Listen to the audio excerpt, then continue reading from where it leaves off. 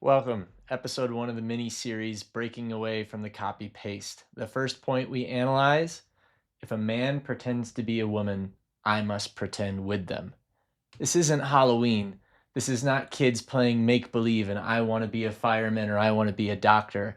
This is a fully functioning adult that is in charge of their own agency and decision, making a decision. Let's make that part clear, right?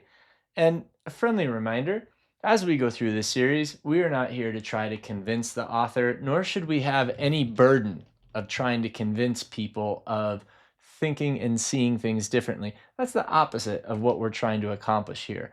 We're going to try to come at this and asking questions and seeking to understand and to grow and learn from that lens. That said, I'm also going to get fired up about things, as I'm sure you do. We're passionate individuals. The difference is we're not going to allow our emotions to dictate the logic that we choose to employ and use to find truth, verify data, and how we approach all these kinds of things in our lives, in my opinion. But anyway, I digress. Let's get back to the point and Win with Web mini series Breaking Away from the Copy Paste. So, pretending, as I said, this is an adult that's made a decision in how they choose to live their life. The first question I'd have from this author is: do you understand the idea of personal autonomy? Personal autonomy is me in charge of my daily actions, my thoughts, sort of how I go about my day.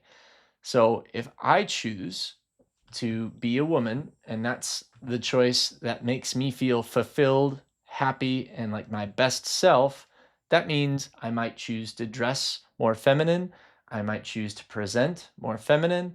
I might choose to have interest in activities that align with more feminine activities. And how somebody is living their life and expressing their life in this way, when we think about personal autonomy, if you really think of those words, it's my choice. It's my agency if I choose to do that thing, the same as it is that person that is living that life, their truth. Another more simple question is: what harm is how someone else is living their life causing you?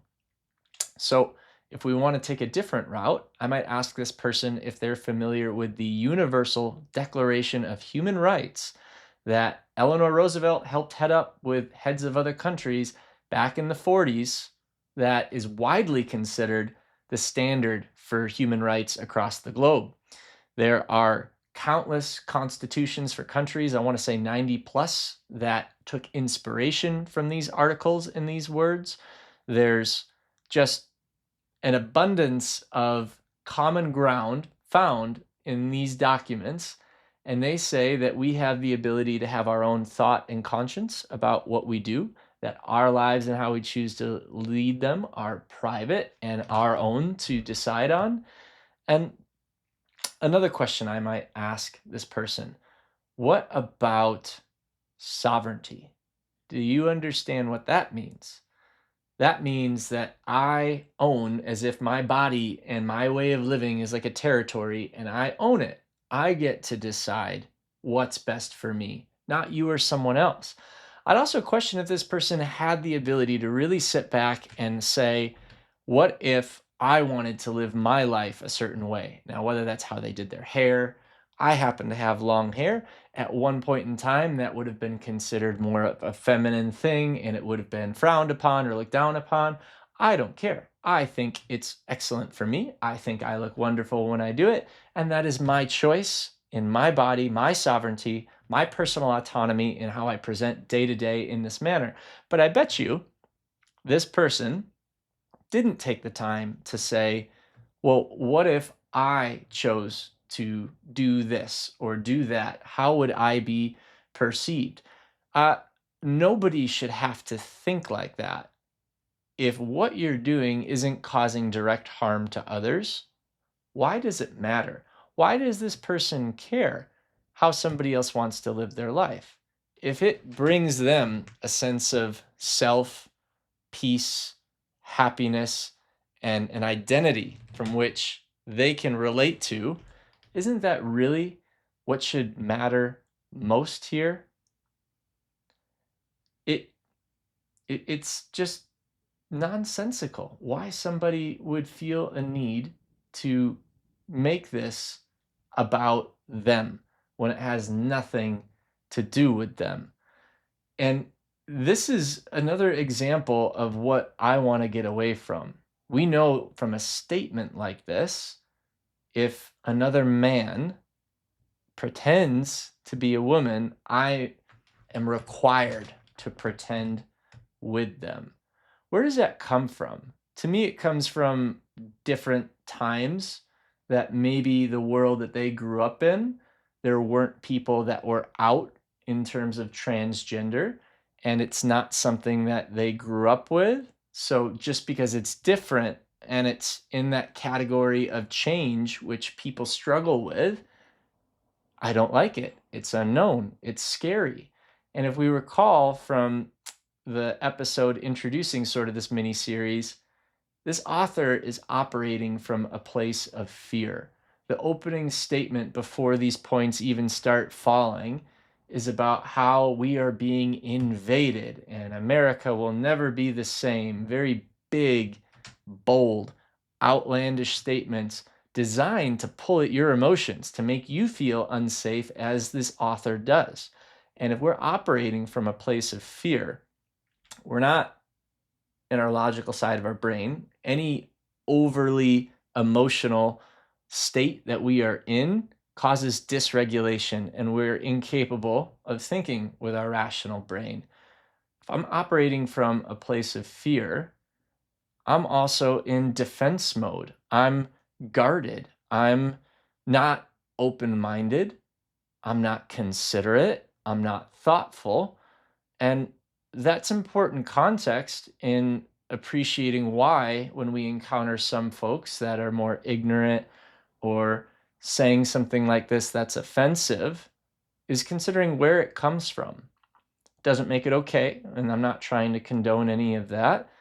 But to me, how I've been, for example, able to avoid conflict in terms of somebody trying to put their fisticuffs and rile me up is recognizing that that person's projecting hurt, that something in their life is broken and it causes them to lash out in this way, to project, to bully, to put that hurt onto somebody else. And that's in a similar category to fear in terms of what this person's doing. They're scared of things they don't know, they're worried about change, and they're likely living in an insulated type of world where I would even ask them, do you even know anyone that's transgender? Have you met anyone that's chosen to identify with a different type of gender? Have you asked questions to even understand why somebody does this? It doesn't mean you need to do it for yourself, but I get back to that base level question. Should it matter? It's not causing you harm. If it's that person living their best life, does it really matter? And some might get down a rabbit hole in saying some people might think this, but really they're going to revert back and do things differently. And even if somebody decided that I'm going to live my life as a woman and I was born a biological man, and then down the line changed their mind, they're an adult. They have personal autonomy and sovereignty, and that's them navigating their own world and their own life. And it is not for you to dictate those terms, to judge them for those terms. It's just simply not your business, is what it comes down to. So, really, I get fired up about this, and I'm excited to share more on some of these because there are so many folks out there that I wish would just have more questions and consider things and dig deeper to understand the real reason why, because it gets at coming from a place of love, self compassion, being able to then pour into others and consider that that's part of what makes the world a wonderful place is that we all have this autonomy and sovereignty and the ability to live the life that we feel is best for ourselves. And I bet you not a single person that is thinking in the way that I am would say any kind of phrase to this author about decisions they are or are not making. Let's say they eat too much junk food and they've gotten overweight. Let's say they're working a job that they really despise and hate. I wouldn't come at that person with any sort of judgment, but I might ask questions to better understand the circumstance because I care and I want somebody to live their best life. And if I don't understand something, then I should ask questions. If this person doesn't understand why somebody might live their life that way, maybe it would be helpful of them to ask questions. But here, we're not trying to convince you to talk to folks like that maybe don't have the capacity or the willpower, the want to live a better life in this way. That's not our job. Our job is just to do better, to set a better example, and to show others that just because somebody else raises their fists doesn't mean we have to in turn. We can choose a better and a higher path.